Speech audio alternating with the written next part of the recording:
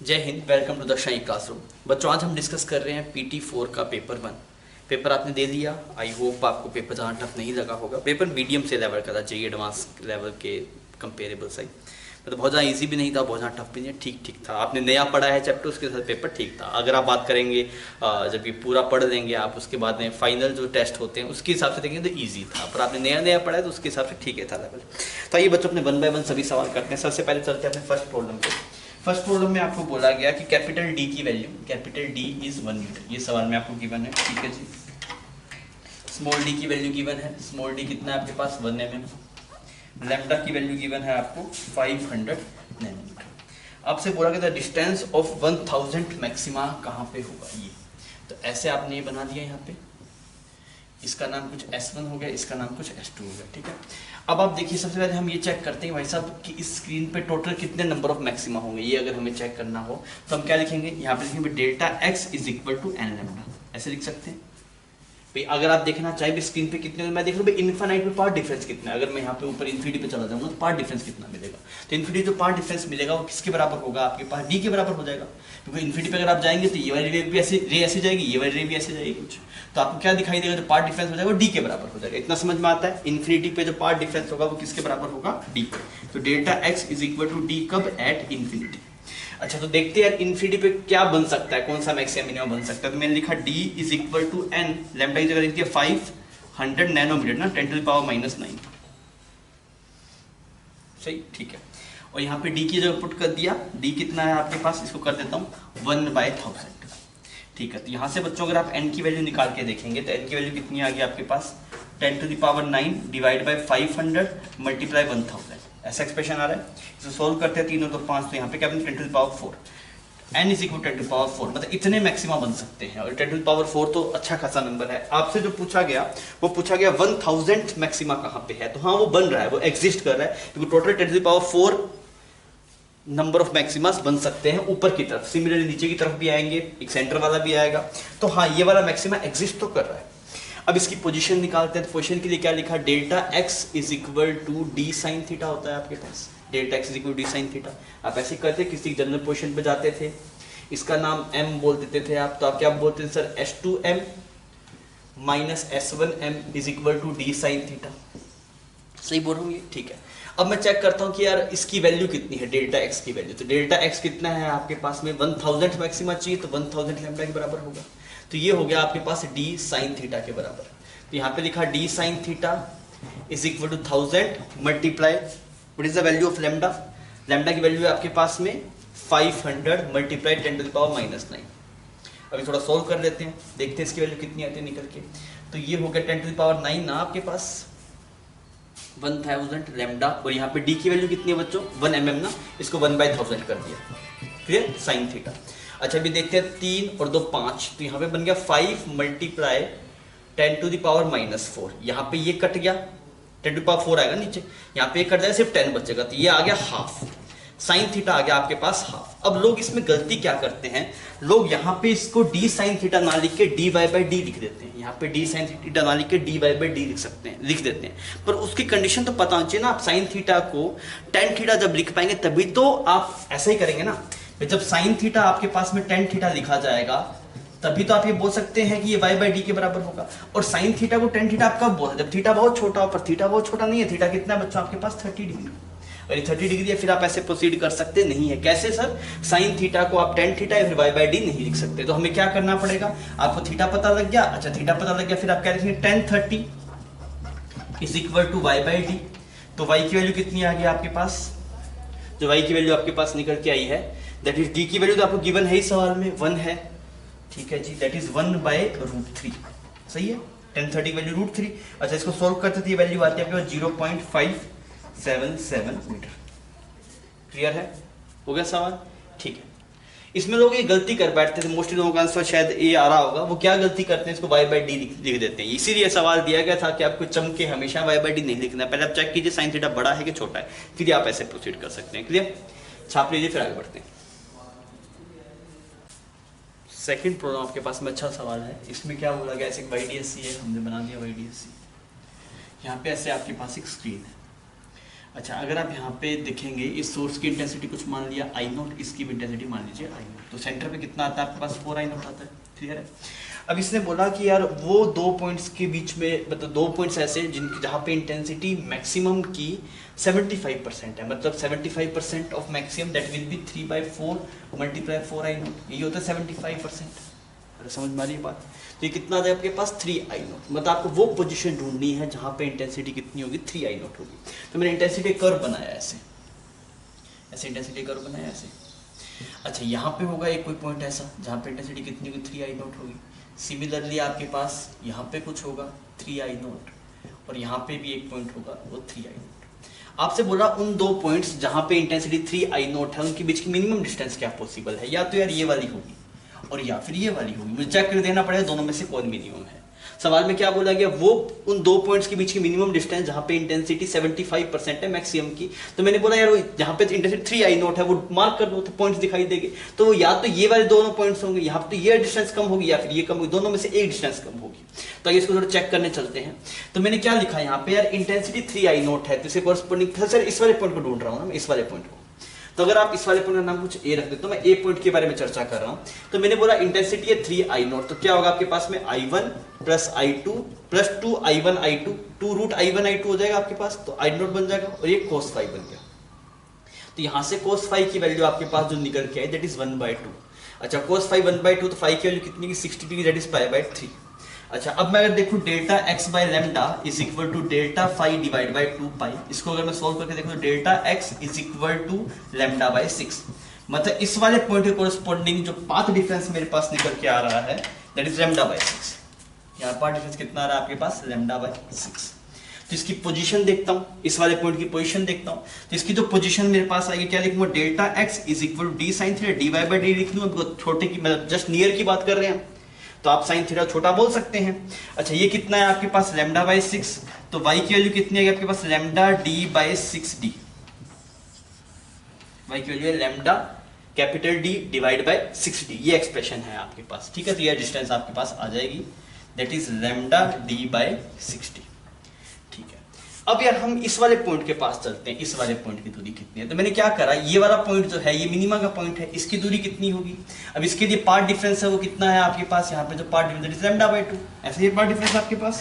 अच्छा, ये path difference अगर लैम्डा बाय 2 होगा तो y कितना आएगा इससे कॉरस्पॉन्डिंग, तो delta x is equal to lambda by 2, इसको लिखा dy बाय d और लैम्डा बाय 2, तो y की वैल्यू कितनी है बच्चों, लैम्डा d बाय 2d। तो यह डिस्टेंस आ रही है lambda d bye 2d। Clear. तो मैंने बोला है इन दोनों के बीच में जो डिस्टेंस होगी, इस वाले पॉइंट का नाम a है, इसका नाम b है, तो distance between a and b कितना है, distance between a and b, तो ये डिस्टेंस पता है आपको लैम्डा d बाय 6d, तो टोटल कितना है लैम्डा d बाय 3d। अरे सही है, ये डिस्टेंस कितनी हो जाएगी, इसको प्लस इसको जोड़ दो तो ये तो पता है आपको, इसका ट्वाइस कर दूंगा तो बात बन, ट्वाइस किया तो ये आ गया, ये तो ए और बी के बीच में होगी। अब देखता हूं भाई साहब इन दोनों पॉइंट्स के बीच में मिनिमा चेक करना है, किसके बीच में है मिनिमम डिस्टेंस, इन दोनों पॉइंट्स के बीच में है कि इन दोनों बीच, इन दोनों बीच से निकाल ली, इसको नाम सी दे देता हूं। अच्छा, अगर आप सी नाम देंगे तो ये वाली दूरी कितनी आएगी आपके पास, ये दिस डिस्टेंस। यहां से अगर आप देखेंगे कैसे करते हैं इसको, ऐसे करते हैं, ये डिस्टेंस देखते हैं पहले, ये वाली कितनी है, तो ये डिस्टेंस कितनी है, दिस माइनस दिस, भाई ये डिस्टेंस पता है आपको, ये पता है, तो ये डिस्टेंस चाहिए तो कितना होगा, दिस माइनस दिस, तो कितना लिखेंगे आप, lambda d by 2d minus lambda d by 6d। इसको सोल्व करके देखते हैं, तो करेंगे तो कितना आ जाएगा आपके पास 6d, यहां पे आ गया आपके पास 3 2 लैम्डा डी बाई डी, यहां पे बन जाएगा बाई 3। तो बच्चों ये डिस्टेंस तो इतनी आ रही है, ये डिस्टेंस, दिस डिस्टेंस कितनी है निकल के आपके पास, that is lambda d by 3d। अच्छा, अगर आप देखें इन दोनों पॉइंट्स में तो इसकी डबल हो जाएगी, वो कितना हो जाएगा, ये वाला डिस्टेंस अगर आप देखेंगे distance between C and D, distance between C and D नहीं, सी एंड ए, तो क्या हो जाएगा आपके पास में इसका डबल, इसका डबल कितना है 2 लैम्डा डी बाई 3d, ऐसी डिस्टेंस हो गया आपके पास।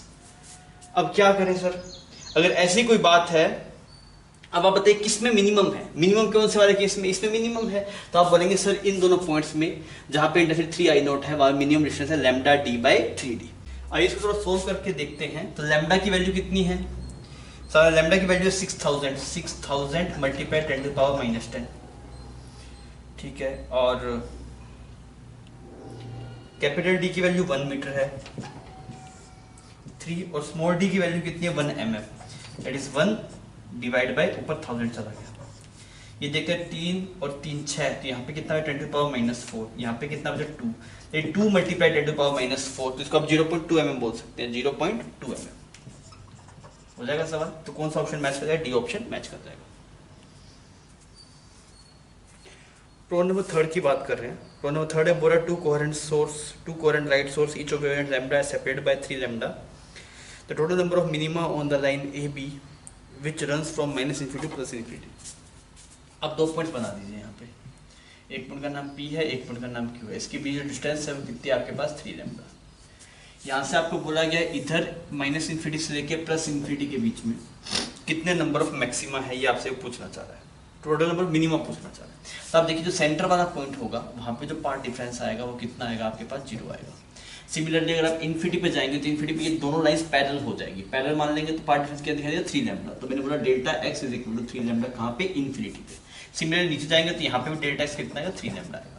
अब बीच में देखिए, बीच में कितना मिलेगा? 0.5 लैम्डा मिलेगा, यहाँ पे मिनिमम मिलेगा। फिर मिनिमम मिलने के लिए जैसे λ/2, 3 λ/2, 5 λ/2 वैसी कंडीशन होनी चाहिए। तो यहाँ पे 0.5 लैम्डा, फिर ऊपर मिलेगा 1.5 लैम्डा, फिर 2.5 लैम्डा, इतने मिल पाएंगे बिकॉज 3.5 तो हो ही नहीं सकता, बिकॉज इन्फिनिटी पे 3 लैम्डा है आपके पास। तो 1, 2 और 3 मिनिमा नीचे मिल गए। सिमिलरली यहाँ पे भी ऐसा ही कुछ आएगा, 0.5 lambda, 1.5 lambda and this is 2.5 lambda, 3 नीचे मिल गए आपको। टोटल कितने मिल गए? 6 मिल गए। तो हम बोलेंगे यहाँ पे 6 मिनिमास आपको यहाँ पे मिल जाएंगे। क्लियर है? ठीक है, फिर हम चलते हैं प्रॉब्लम नंबर 4 के ऊपर। प्रॉब्लम नंबर 4 में अगर आप बात करेंगे तो आपको बोला गया in Young's double slit experiment maximum intensity is I. Maximum intensity कितनी है? आई है। आपके 4i नहीं बोला। The angular position where intensity become I/4। तो हमें जो आदत है हम उसी के हिसाब से चलते हैं। हमने बोला यहाँ पे ये YDSC बना लिया और ऐसे करके यहाँ पे इसकी इंटेंसिटी कुछ I0, इसकी इंटेंसिटी भी कुछ I0, तो सेंटर पे कितने के बच्चों? 4I0। इसको सवाल में नाम गिवन है कुछ I, इसको I बोला गया। ठीक है, फिर पूछा है एक ऐसी पोजीशन जहाँ पे इंटेंसिटी I/4 होगी, तो ऐसी पोजीशन जहाँ पे इंटेंसिटी कितनी हो जाए? I0 हो जाए। फिर उसकी एंगुलर पोजीशन पूछी है। तो हमने क्या करा यार, इंटेंसिटी I0 बनाने की कोरस्पोंडिंग फेज डिफरेंस निकाल लेते हैं। तो मैंने लिखा I नेट का फॉर्मूला जो आता है that is I1 plus I2 plus 2√I1I2 और cos phi। √I1I2 से वो दोनों I1I2 दोनों I0 है, तो I0 ही बन जाएगा आपके पास। और I0 इसकी वैल्यू कितनी आपके पास? I0 के बराबर है। इस I0 ने इस I0 को मार दिया बच्चों, तो cos phi की वैल्यू आपके पास निकली दैट इज -½ अच्छा, cos phi अगर -½ आ रहा है आपके पास, तो phi कितना आएगा? 120 डिग्री कोरस्पोंडिंग होता है ये। तो ये 120 डिग्री कितना आएगा आपके पास? दैट विल बी, हमें 120 डिग्री लिखना है ना, दैट विल 2π/3। सही है, 2π/3 ये एक्सप्रेशन है। अच्छा, अब हमें इसके एंगुलर पोजीशन निकालनी है। तो मैंने बोला फाई आ गया, इससे पार्ट डिफरेंस निकालता हूँ। तो delta x/λ is equal to delta phi divide by 2π। तो डेल्टा x की वैल्यू बच्चों यहाँ से आ गई λ/3। अच्छा, अब इसकी पोजीशन के लिए क्या लिखूँ? डेल्टा x क्या होता है? d sin theta. d sin theta is equal to λ/3। तो sin थीटा की वैल्यू कितनी आ जाएगी आपके पास? λ डिवाइड बाय 3। ऐसा कोई ऑप्शन है क्या?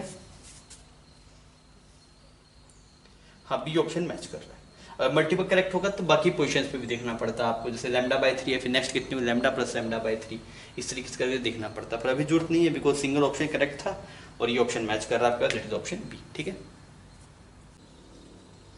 बच्चों, हम बात करें प्रॉब्लम नंबर 5 की। ये भी प्रीवियस ईयर में आया हुआ सवाल है आपके पास। इसमें क्या बोला गया? The Young's double slit experiment is carried out by green, red and blue, one colour at a time. ठीक है, द फ्रिंज विड्थ की बात की है। 3 कलर है आपके पास में, एक तो है ग्रीन, एक है रेड और एक है ब्लू। ये 3 कलर है और आपसे पूछा गया फ्रिंज विड्थ की बात हुई है। तो फ्रिंज विड्थ का एक्सप्रेशन क्या आता है? बीटा आता है plus lambda d by small D, ऐसा ही आता है। तो बच्चों जिसका लैम्डा ज्यादा होगा उसकी फ्रिंज विड्थ ज्यादा होगी। तो कलर्स का एक्सप्रेशन ऐसे लिखते हैं, विबग्योर। सब ज्यादा फ्रिंज विड्थ है आपके पास रेड की, क्योंकि उसका लैम्डा सबसे ज्यादा है। फिर अगर आप देखेंगे फिर ग्रीन की उससे कम है और ब्लू की उससे कम है। सब ज्यादा क्या आएगा आपके पास? फ्रिंज विड्थ ऑफ रेड, फिर उससे कम आएगा फ्रिंज विड्थ ऑफ ग्रीन, फिर जाएगा फ्रिंज विड्थ ऑफ ब्लू। ऐसा कुछ एक्सप्रेशन है क्या? तो डी ऑप्शन आपके पास तो इसमें मैच कर जाएगा। बच्चों, हम प्रॉब्लम नंबर 6 कर रहे हैं।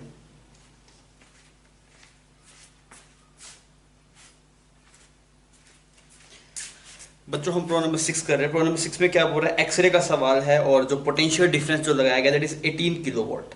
तो maximum velocity of striking electron आपसे पूछा है। सिंपल सी बात है यार। अगर मान लीजिए आपके पास में ऐसे कुछ एक्सरे का सेटअप होता है ऐसे, जिसको हाई वोल्टेज पर रखते हैं हम लोग, तो यहाँ पे जैसे एक इलेक्ट्रॉन निकलेगा तो इसको एक पोटेंशियल डिफरेंस से मूव करवाया जाएगा, वो पोटेंशियल डिफरेंस इसके बराबर होता है। तो हम क्या बोलेंगे कि पोटेंशियल डिफरेंस आपको गिवन है, तो आप कह देंगे E multiply delta V is equal to half M V square. ठीक है ये बात, ठीक है। अब हम E की वैल्यू पुट करते हैं। E की वैल्यू कितने plus 1.6 10 to the power minus 19। Delta V की वैल्यू कितनी है 18,000 इज इक्वल टू हाफ। अब बात करते हैं मास कितना होता है इलेक्ट्रॉन का, that is 9.1 multiply 10 to the power minus 31 multiply V square. ये एक्सप्रेशन आता है आपके पास। अच्छा अभी थोड़ा सोल्व करके देखते हैं कुछ मिल रहा है क्या आपको। ये 19 से यहाँ पे अगर हम कैंसिल आउट करेंगे तो कितना आ जाएगा, ये 12 आ जाएगा यहाँ पे, 10 to power minus 12, 10 to power minus 12 बच गया इसकी जगह। और देखते हैं और कुछ कट रहा है क्या। ठीक है इस तरफ लेके आते हैं इसको। ये वी स्क्वायर का एक्सप्रेशन बन गया आपके पास, दैट इज 32 मल्टीप्लाई 18,000 3.2 मल्टीप्लाई 80, इसको एक मिटा देते हैं ना यहाँ पे, ये ऐसे बन गया। अच्छा डिवाइड में क्या जा रहा है बच्चों, दैट इज 9.1 और ऊपर चला गया आपके पास 10 टू द पावर 12, ऐसा कुछ बन रहा है।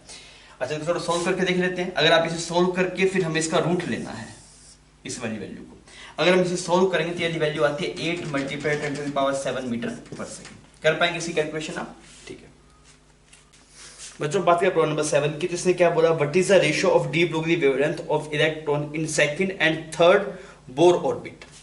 तो यार वेलोसिटी दिखना पड़ेगा ना आपके पास में, क्या एक्सप्रेशन आता है, लैम्डा जो डी ब्रोगली आता है that is h divide bye mv। तो मुझे वेलोसिटी चाहिए। अगर वेलोसिटी निकालें तो वेलोसिटी एक्सप्रेशन आता है that is z by v is equal to z by n v naught, ऐसे एक्सप्रेशन आता है वेलोसिटी का। अच्छा इसको हम यहाँ पुट कर देते हैं तो ये एक्सप्रेशन क्या बन जाएगा, lambda D is equal to h divide by m और v की जगह आ गया z बाय n और यहाँ पे v नॉट। अब आपको कंपेयर करने के लिए बोला है तो h एटम के लिए कंपेयर करने के लिए बोल रहा है, तो आपके पास में जो z है वो तो सेम ही हो गया आपके पास, तो लैम्डा डी किसके प्रोपोर्शन हो गया बच्चों, n के प्रोपोर्शन हो गया। तो आपसे पूछा गया सेकंड और थर्ड में, तो lambda de Broglie second orbit में और lambda de Broglie third orbit में, तो कितना आएगा ये 2/3 आ जाएगा। तो ए ऑप्शन आपके पास इसमें मैच कर जाएगा। सिंपल सवाल था, आपको बस वेलोसिटी एक्सप्रेशन पता होना चाहिए और डी ब्रोगली वेवलेंथ का फॉर्मूला क्या है ये पता होना चाहिए, तो आप कर पाएंगे। बच्चों प्रॉब्लम नंबर 8 की बात कर रहे हैं। सिंपल सवाल है, आपको बोला गया which of the following figure represent the variation of particle momentum and associated de Broglie wavelength. तो यार क्या करेंगे हम, लैम्डा का फॉर्मूला क्या होता है, लैम्डा होता है h बाय mv। क्लियर, आपसे बात कर रहा है लैम्डा और मोमेंटम का ग्राफ कैसा बनेगा उस चीज की चर्चा करना चाह रहा है।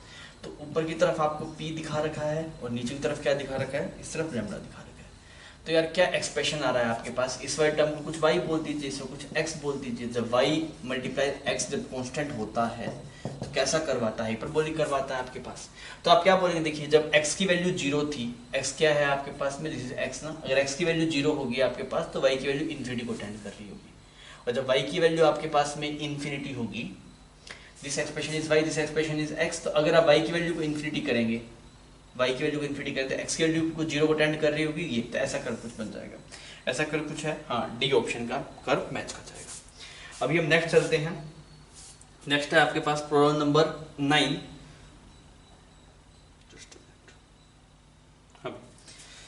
प्रॉब्लम नंबर 9 क्या बोल रहा है आपसे, फोटो इलेक्ट्रिक इफेक्ट का सिंपल सवाल है। इसमें बोला गया a certain metallic surface is illuminated with monochromatic light of wavelength lambda, the stopping potential is 3v0। अब आपको पता है जो Ke max होता है, Ke max वो किसके बराबर होता है, EVS, that is stopping potential. अब इसको लिखते हैं यहाँ पे, तो मैंने लिखा hc by lambda is equal to w0 plus Ke max, वो कितना है E, और Vs की वैल्यू कितनी है बच्चों, 3v0, E multiply 3v0 stopping potential. फिर इसने बोला गया if surface is illuminated with the light of wavelength 2 lambda, अब क्या 2 लैम्डा कर देते हैं, कोई बात नहीं। अब की बात जो स्टॉपिंग पोटेंशियल है वो v0 है, बहुत बड़ा। तो अब ये लिखते हैं सेकंड वाले एक्सप्रेशन में। अब आपसे क्या बोला गया, threshold wavelength of this surface, threshold wavelength कैसे निकालते हैं, हम वर्क फंक्शन को लिखते हैं sc बाय लैम्डा थ्रेशोल्ड। तो वर्क फंक्शन निकाल देते हैं तो काम बन जाएगा। वर्क फंक्शन के लिए क्या करते हैं, 3 से मल्टीप्लाई करते हैं इसको, 3 माइनस कर दिया, ये उड़ गया यहाँ पे आ गया minus twice of work function, और यहाँ पे अगर आप माइनस करेंगे तो कितना बन जाएगा आपके पास, this is minus sc by 2 lambda. Minus minus साफ हो गया। यहाँ पे आप S C by two lambda को लिख देंगे twice of work function lambda threshold, S C साफ हो गया। तो यहाँ से जो लेमडा थ्रेशोल्ड आपके पास में आएगा that will be 4 lambda, lambda threshold is 4 lambda, कुछ ऐसा है। हाँ, डी ऑप्शन मैच कर जा रहा है। ठीक है बच्चों, हम करें प्रॉब्लम नंबर 10। प्रॉब्लम नंबर 10 में क्या बोल रहा है कि En and Ln denotes the total energy and angular momentum of the electron in nth Bohr orbit। तो यार एनर्जी का फॉर्मूला क्या होता है total energy, that is -13.6 z² divide by n²। और जो L है आपके पास में एंगुलर मोमेंटम, वो क्या लिखते हैं, हम लिखते हैं mvr, और किसके बराबर आता है, इट इज nh/2π। इतनी बात पता है। अब ये बोल रहा है क्या एक्सप्रेशन मतलब n की टर्म में क्या मैच कर, देखते हैं थोड़ा। En पहले बोल रहा है En इज प्रोपोर्शनल टू, नहीं ऐसा नहीं है, एक्चुअली ऐसा है En is proportional to 1/ln का स्क्वायर। तभी ये बन रहा है ना, यहाँ पे आपके पास में नीचे 1/n² बनेगा, तो यहाँ पे n² बनाने के लिए इसको उल्टा करना, तो ये एक्सप्रेशन मैच करना चाहिए। तो इसे कोरस्पोंडिंग ऑप्शन डी आपका मैच कर रहा है। ठीक है, हम बात कर रहे हैं कॉम्प्रिहेंशन में प्रॉब्लम नंबर 11 एंड 12। सवाल अच्छा है।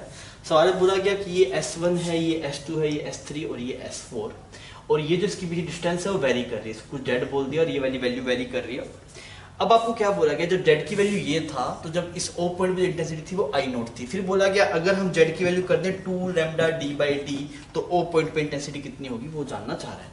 तो यार अगर ये था तो हम ये देखते हैं, पहले तो ये वाला YDSC था यहाँ पे ना, इस वाले YDSC से यहाँ पे कुछ आपके पास में कुछ इंटेंसिटी आएगी, सिमिलरली यहाँ पे कुछ इंटेंसिटी आएगी।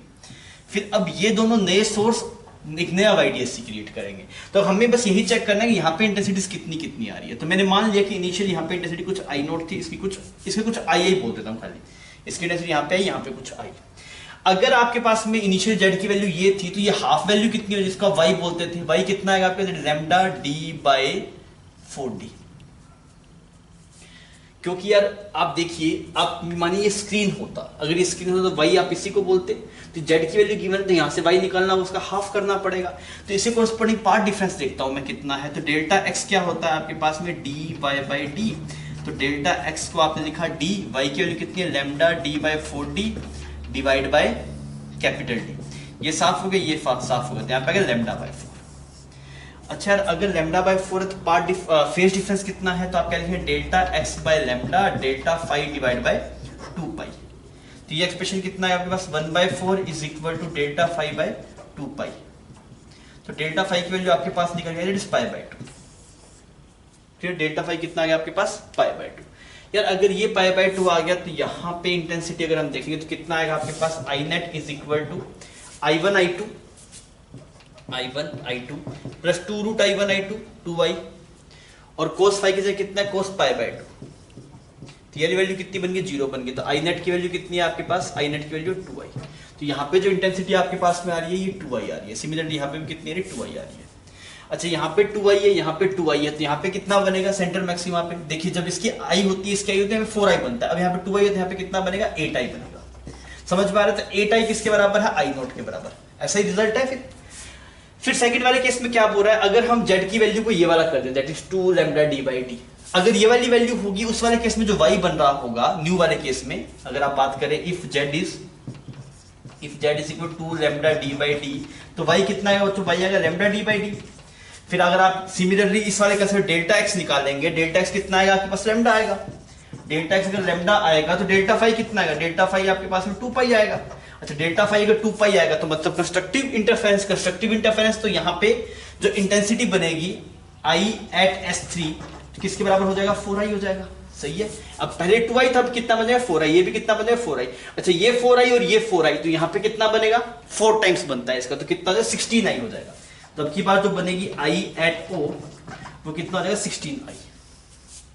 और समझ में आ रही है बात, तो 16i। अब ये 16i को किसके बराबर लिखा जाए वो देखना है, तो वो 2i नॉट के बराबर होगा, बिकॉज़ i नॉट किसके बराबर है 8i के बराबर, 16i किसके बराबर होगा 2i नॉट के बराबर होगा। तो बी ऑप्शन मैच कर जाएगा। ठीक है, सेकंड ऑप्शन में देखते हैं the minimum value of z for which intensity at O is 0। ये चाहता है भाई साहब इस वाले पॉइंट पे इंटेंसिटी 0 बन जाए। इस वाले पॉइंट पे इंटेंसिटी 0 तब बनेगी जब यहाँ पे इंटेंसिटी 0 होगी, क्योंकि अगर यहाँ पे इंटेंसिटी 0 नहीं होती यहाँ पे तो मैक्सिमम बनना ही बनना है। इस वाले पॉइंट पे इंटेंसिटी 0 बनेगा, एक ही केस बनता है कि यहाँ पे इंटेंसिटी 0 हो जाए। अच्छा यहाँ पे इंटेंसिटी 0 होने का मतलब ये है कि यहाँ पे मिनिमा बने, अगर आप इसे स्क्रीन माने यहाँ से YDSC देखते हैं मिनिमा बने, यहाँ पे मिनिमा बनने के लिए डेल्टा एक्स कितना होना चाहिए बच्चों लैम्डा/2। सबसे कम डिस्टेंस के लिए मिनिमा, फर्स्ट मिनिमा बन जाए, फर्स्ट मिनिमा डेल्टा एक्स कितना λ/2। अच्छा डेल्टा एक्स को क्या लिखेंगे dy/d, तो यहां से अगर y आपके पास निकल गया that is λ/2 capital D by small d, ये आ गया y आपके पास निकल के। क्लियर? तो z की वैल्यू कितनी होनी चाहिए? z की वैल्यू होनी चाहिए λ/d। क्यों सर? क्योंकि y का जस्ट डबल होगा ना z, ये y है, z क्या होगा, जस्ट डबल होगा, तो आंसर होना चाहिए λ/d/d। तो ऐसा कोई ऑप्शन है क्या आपके पास? That is option D, option D आपके पास मैच कर जाएगा। ठीक है बच्चों, तो अच्छा सवाल था, आपसे होना चाहिए, नहीं तो आप इसे सीख लीजिए इस सवाल से, सवाल बढ़िया था। ओके,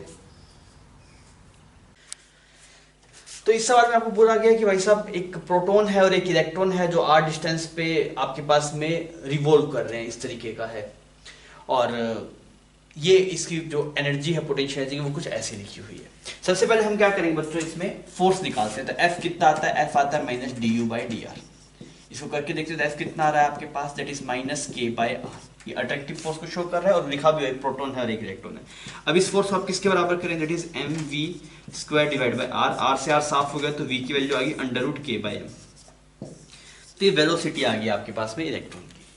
अच्छा, अब हमसे क्या पूछा गया? सबसे पहले तो ये बोला गया कि रेडियस nth ऑर्बिट की क्या होगी, तो रेडियस को आप कैसे लिखेंगे? ये सेकंड इक्वेशन क्या लेगी, mvr is equal to nh/2π, mvr is equal to nh/2π, ये वैलिड रहेगा आपके पास। ठीक है, अब यार v की वैल्यू यहां पुट कर देता हूं क्योंकि मुझे r का एक्सप्रेशन निकालना है। ये आ गया nh/2π, तो r की वैल्यू जो आपके पास निकल के आ रही है दैट इज nh/2π √m/, ये m नीचे आ जाएगा ना, 1/√mk। सही है, ऐसा कुछ एक्सप्रेशन है। तो ऐसा कोई रिजल्ट मैच कर रहा है क्या आपके पास, दैट इज nh/2 हाँ, सी ऑप्शन आपके पास मैच कर रहा है। ठीक है बच्चों, ये हो गया आपके पास 13th का। अगर आप बात करेंगे 14th प्रॉब्लम में, तो एनर्जी का एक्सप्रेशन लिखने के लिए बोला था। एनर्जी का एक्सप्रेशन हम क्या लिखेंगे? एनर्जी आपके पास दो एनर्जी होगी, काइनेटिक एनर्जी होगी प्लस पोटेंशियल एनर्जी होगी। काइनेटिक एनर्जी का एक्सप्रेशन क्या बनेगा, half mv² that is k/m, plus potential energy का एक्सप्रेशन वहां पे लिखा हुआ है दैट इज k log और r की जगह ये वाली वैल्यू पुट कर, that is nh/2π √mk। Clear? यहाँ पे m से m साफ हो गया, k/2 आपने बाहर निकाल लिया। अच्छा, k/2 अगर हम बाहर निकालेंगे तो यहाँ पे तो बन जाएगा 1, प्लस यहाँ पे क्या बन जाएगा बच्चों, यहाँ पे 2 बन जाएगा ना, 2 log nh/2π √mk। अब इससे जो रिजल्ट लिखा हुआ है वो कुछ ऐसा नहीं लिखा, इस 2 को स्क्वायर में लेके गया हुआ है ना वो, तो उसको ऐसे लिख देते हैं, that is k/2 1 plus log n² h² 4π² mk, ऐसा कुछ एक्सप्रेशन बन रहा है। तो कौन सा रिजल्ट मैच कर रहा है इसमें अगर आप देखेंगे तो, that is k/2 1 plus log n² h² 4π² ना, 4π² mk। तो पहला ही ऑप्शन मैच कर जा रहा है ना आपके पास, तो इसका आंसर जो हो जाएगा दैट इज आंसर ए इसका करेक्ट हो जाएगा। ठीक है, हम सेकंड लास्ट पैराग्राफ की बात कर रहे हैं, दैट इज प्रॉब्लम 15 एंड 16। इसमें क्या बोल रहा है, an electron in hydrogen atom at rest. Hydrogen atom पहले रेस्ट पे था और वो ट्रांजिशन करता है n=2 से लेके n=1 का, तो एनर्जी कितनी रिलीज होगी फोटोन से, तो ये पूछा। तो मुझे तो याद है यार, हम याद करते हैं यहाँ पे इसकी एनर्जी आती है -13.6 इलेक्ट्रॉन वोल्ट n=1 की। फिर अगर आप देखेंगे n=2 की तो एनर्जी कितनी थी, -3.4, फिर आती है -1.5, ऐसे आती है आपके पास। कौन सा एक्सप्रेशन एनर्जी का फॉर्मूला यूज होता है, दैट इज -13.6 z²/n²। फिर ये हमें याद होती है तो ठीक है। इस समय ट्रांजिशन रहा है n=2 से n=1 का, ये वाला ट्रांजिशन कितनी एनर्जी डिफरेंस है, ये 10.2 इलेक्ट्रॉन वोल्ट है। आप दोनों सेपरेट कर लीजिए तो 10.2 इलेक्ट्रॉन वोल्ट आएगा। तो सबसे पहला 16 जो आपके पास 15 प्रॉब्लम था वो तो खत्म हो गया, दैट इज 10.2 इलेक्ट्रॉन वोल्ट। फिर क्या बोल रहा है, assume that all energy corresponding to the transition from n to 2 and to n=2 to n=1 is carried out by photon। सारी एनर्जी को फोटोन लेके चला गया। By setting the momentum of the system equal to 0 after the emission that assumes recoil energy of smaller compared to। ठीक है, देखिए होता क्या है आपके पास में, जैसे मान लीजिए H एटम है ऐसे ना, दिस इज इसका न्यूक्लियस है, यहाँ पे एक इलेक्ट्रॉन ऐसे आपके पास में आया, यहाँ पे एक इलेक्ट्रॉन इससे यहाँ पे जंप किया, ऐसा ही हो रहा है आपके पास। तो फाइनल केस में क्या होगा आपके पास, यहाँ पे ऐसे एक H एटम होगा, अब की बार जो इलेक्ट्रॉन होगा वो ग्राउंड शेल में आ जाएगा, साथ में फोटोन निकलेगा। इस फोटोन की जो एनर्जी होगी वो hc/λ इसकी एनर्जी हो जाएगी। होता क्या है, जो हम ये एनर्जी जो हम बोलते हैं, ये जो एनर्जी निकली है सारी एक्चुअली में ये एनर्जी इसके और इसके दोनों के पास जाती है। क्यों सर, सिर्फ इसके पास चली जाए दिक्कत हो जाएगी। क्या दिक्कत हो जाएगी, इनिशियली रेस्ट पे था और एफ नेट सिस्टम पे 0 है। एफ नेट जो एक्सटर्नल एफ नेट है आपके पास, एफ एक्सटर्नल, वो कितना है 0। तो मोमेंटम क्या रहना चाहिए, कंजर्व रहना चाहिए। मोमेंटम कैसे कंजर्व रहेगा, मोमेंटम कंजर्व करने के लिए क्या होगा, ये तो फोटोन इस तरफ जा रहा है, जैसे कुछ मोमेंटम है इस तरफ, तो इसको बैलेंस करने के लिए इसको पीछे जाना पड़ेगा ताकि मोमेंटम बैलेंस होना चाहिए। तो आप क्या बोलेंगे, momentum of photon is equal to momentum of H atom.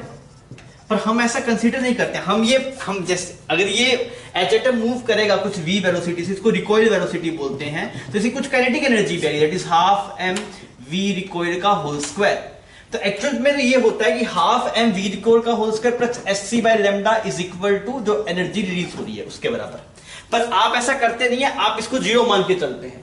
0 इसलिए मान के चलते हैं बिकॉज रिकॉइल वेलोसिटी बहुत कम आती है, क्योंकि यार इसके फोटोन को बैलेंस, इस फोटोन के मोमेंटम को बैलेंस करने के लिए इसकी जो वेलोसिटी है वो बहुत ही कम आएगी, वो बहुत कम आती है, ये टर्म बहुत कम आती है। तो आप बोल सकते जो एनर्जी का मोस्टली पार्ट है वो इसी के पास चला जाता है, फोटोन के पास में। पर वेलोसिटी तो आएगी, रिकॉइल वेलोसिटी आएगी, रिकॉइल वेलोसिटी आती है। पर अगर आप एनर्जी वाले मेथड से देखेंगे तो आप ये बोलेंगे इसमें जो एनर्जी आ रही है वो एनर्जी बहुत कम है। एक्चुअली इसके पास कुछ एनर्जी E1 है, इसके पास कुछ E2 है, E1 plus E2 delta E के बराबर है। पर हम E1 की वैल्यू बहुत कम होती है, इसमें जब नरेट करते हैं वो सवाल में से बोल भी दिया। पर अब ये जानना क्या चाह रहा है, इसमें जानना चाह रहा है कि भाई कुछ तो एनर्जी मिली होगी इस एटम को, एनर्जी बताओ कितनी है। तो हमने क्या बोला, मोमेंटम से वो निकाल के देखते हैं। तो हमने ये बोला कि मोमेंटम का जो फोटोन का मोमेंटम है h बाय लैम्डा, और इसका h एटम में कुछ बोल दीजिए mv। अरे क्लियर है। अच्छा, अब h बाय लैम्डा के लिए आप क्या बोलेंगे, sir this plus this is equal to delta E, और ये वाली वैल्यू टेंडिंग टू 0 है, तो sc बाय लैम्डा किसके बराबर होगा, e के बराबर होगा। तो आपने लिखा sc by lambda is equal to 10.2। तो h बाय लैम्डा की वैल्यू कितनी है बच्चों, 10.2 डिवाइड बाय c। सही। तो मैंने बोला h बाय लैम्डा की जो वैल्यू है मेरे पास 10.2 electron volt divide by 3 multiply 10 to the power 8 का, दिस इज mv। पर हमसे मोमेंटम नहीं पूछा, हमसे एनर्जी पूछी है। तो एनर्जी को क्या लिखेंगे आप, एनर्जी लिखेंगे इस वाले h एटम की, तो ये इसका मोमेंटम है, तो क्या लिखेंगे p square by 2m, p square by 2m। अच्छा सर, मास यहाँ पे किसका लेना है, h एटम का। h एटम का मास क्या होता है, वो एक प्रोटॉन के मास के बराबर होता है। तो आप यहाँ पे इसको लिख दीजिए, p स्क्वायर की जगह कितना बचेगा 10.2 मल्टीप्लाई 10.2, एक इलेक्ट्रॉन को यहाँ पे लिख देते हैं क्योंकि इलेक्ट्रॉन का स्क्वायर हो जाएगा ना, और एक इलेक्ट्रॉन को इलेक्ट्रॉन वोल्ट की फॉर्म पढ़ा रहने देते हैं। यहाँ पे 2 और यहाँ पे ये m mass of proton multiply ये इसका स्क्वायर करना पड़ेगा, that is 9 multiply 10 to the power 16। बच्चों आप इस पूरे को सोल्व कर दीजिए, सोल्व करने जो आंसर आपके पास में आता है that is 5.54 into 10 to power -8 electron. Mass of proton की वैल्यू पता है आपको, that is 1.6 multiply 10 to the power -27। वो आप पुट कर लेंगे यहाँ पे, सोल्व कर लीजिए, थोड़ा कैलकुलेटिव था और आपको जवाब मिल जाएगा। क्लियर है, कोई दिक्कत नहीं। तो यार कंसेप्ट पता होना चाहिए कि एक्चुअली एनर्जी दोनों के पास में जाती है, तो और अगर मान लीजिए मूव नहीं करेगा तो मोमेंटम बैलेंस नहीं होगा, तो इसको मूव तो करना पड़ता है, तो वेलोसिटी से मिलती है। पर हम ये वाली एनर्जी बहुत कम होती है, आप यहाँ से भी चेक कर सकते हैं कितना है आपके पास, that is 5.54 multiply 10 to the power -8 electron volt. Release कितनी हुई 10.2 इलेक्ट्रॉन वोल्ट। तो 10.2 इलेक्ट्रॉन वोल्ट में इसको कितनी मिली, बहुत कम मिली ना। इसलिए आपने जब ये वाला एक्सप्रेशन लिखा, यहाँ पे जब डेल्टा ई को लिखा, उसको sc बाय लैम्डा के बराबर कर दिया डायरेक्टली। क्यों, क्योंकि यार इसमें से घटाएंगे तो कोई फर्क थोड़ी पड़ेगा आपके पास। समझ में आ गई बच्चों बात। तो अच्छा सवाल था, और ये कंसेप्ट इंपॉर्टेंट है कि भाई एच एटम रिकॉइल किस तरीके से करता है। बच्चों हम अपने लास्ट कॉम्प्रिहेंशन पे हैं, जो कि इस पेपर का लास्ट सवाल है 17 एंड 18। इसे बोला था the incident intensity on a horizontal surface at sea level from sun is about, जो इंटेंसिटी है वो है बच्चों 1 किलोवाट पर मीटर स्क्वायर, ऐसा कुछ एक्सप्रेशन है। Assuming that 50% of this intensity is reflected and 50% is absorbed, determine the radiation pressure। अब radiation pressure कैसे निकालेंगे, देखिए मान लीजिए आपके पास में कुछ n नॉट फोटॉन्स आ रहे हैं। कितने फोटॉन्स आ रहे हैं बच्चों, n नॉट फोटॉन्स आ रहे हैं। तो आप क्या बोलेंगे 50% एब्जॉर्ब हो गए और 50% क्या हो गए, रिफ्लेक्ट हो गए। अच्छा, अगर आप देखें इसमें चेंज इन मोमेंटम कितना है, तो इनिशियल चेंज इन मोमेंटम कितना था, पी इनिशियल एक फोटोन का था h बाय लैम्डा। क्लियर। तो अगर कोई एब्जॉर्ब हो गया फोटोन तो उसकी वजह से जो चेंज इन मोमेंटम आएगा वो होगा h बाय लैम्डा। और अगर रिफ्लेक्ट हुआ होगा तो h बाय लैम्डा पहले ऐसे था, फिर ऊपर की तरफ जा रहा है तो डायरेक्शन बदल गया आपके पास, तो या इससे कॉरेस्पॉन्डिंग चेंज इन मोमेंटम आएगा, that will 2h by lambda. Clear, ठीक है। अब आप क्या बोलेंगे, मान लीजिए n नॉट फोटोन आ रहे हैं, तो फोर्स आपके पास में आ रहा होगा, तो n नॉट बाय 2 तो एब्जॉर्ब हो गए, तो उससे कॉरेस्पॉन्डिंग कितना आएगा, h बाय लैम्डा। फिर आपके पास अगले जो n नॉट बाई 2 थे वो क्या हो गए, रिफ्लेक्ट हो गए, दूसरा कितना है 2h बाई लैम्डा, ऐसा कुछ एक्सप्रेशन। टोटल कितना आ गया बच्चों आपके पास, this will become 3/2 n not h by lambda, इतना फोर्स आपके पास आ रहा है। ठीक है, तो अब क्या पूछ रहा है ये सबसे पहले, अब हम इसकी वैल्यू जो पुट कर देते हैं। ये तो आपको बताया गया, इंटेंसिटी बताया गया ना, तो इंटेंसिटी को आप लिखेंगे 1000 watt per metre square is equal to n nought hc by lambda, ऐसे लिखेंगे आप इसको। ठीक है, तो ये आ गया पर यूनिट एरिया, मतलब एक एरिया में कितना। और सवाल में फोर्स नहीं पूछा, आपसे प्रेशर पूछा है, तो यहाँ पे आप ये जो टर्म है this is per unit area ना, यहाँ पे क्या आपके पास में एरिया, समझ में आ रहा है आपके पास, बिकॉज आपको ये बताया गया ना कि इंटेंसिटी क्या होता है, पावर पर यूनिट एरिया, तो पावर है डिवाइड बाय आपने एरिया कर दिया। तो आपके पास में जो एक सेकंड में एक यूनिट एरिया पे जो फोटॉन्स आ रहे हैं वो n नॉट है, तो यहाँ से n not h by lambda की वैल्यू कितनी होगी आपके पास 1000 डिवाइड बाय c, ये वाली वैल्यू आप यहाँ पे उठा के पुट कर दीजिए। तो पुट करेंगे तो कितना बन जाएगा 3/2 और n not h by lambda की वैल्यू होगी 1000 डिवाइड बाय c की value 3 multiply 10 to the power 8। ये साफ हो गया यहाँ पे आपके पास। इसको करेंगे तो बच्चों यहाँ पे आ गया 5, किस एक्सप्रेशन में गिवन है 6 के एक्सप्रेशन में गिवन, ऊपर ये 10 मल्टीप्लाई करो 5 मल्टीप्लाई 10 टू द पावर -6 बोल देंगे आप इसको। ठीक है, तो बी ऑप्शन मैच कर जाएगा। फिर इसने बोला गया find out ratio of this pressure to the atmosphere pressure, तो आप क्या बोलेंगे, दिस प्रेशर की वैल्यू कितनी है 5 multiply 10 to the power 6, atmospheric pressure कितना है आपके पास 1 multiply 10 to the power 5, pascal में लिखा हुआ तो पास्कल न्यूटन मीटर स्क्वायर को बोलते हैं। तो ये एक्सप्रेशन कितना आ गया 5 मल्टीप्लाई 10 टू द पावर 11, तो आपके पास ए ऑप्शन मैच कर गया। ठीक है बच्चों, सिंपल सवाल था, ये वाला आपसे होना चाहिए था। तो ठीक है, ये पेपर यहीं पे खत्म होता है। आई होप आपको सब सवाल समझ में आ गए होंगे, फिर भी मान लीजिए कोई दिक्कत हो तो आप पर्सनली पूछ सकते हैं। Okay, thank you for watching.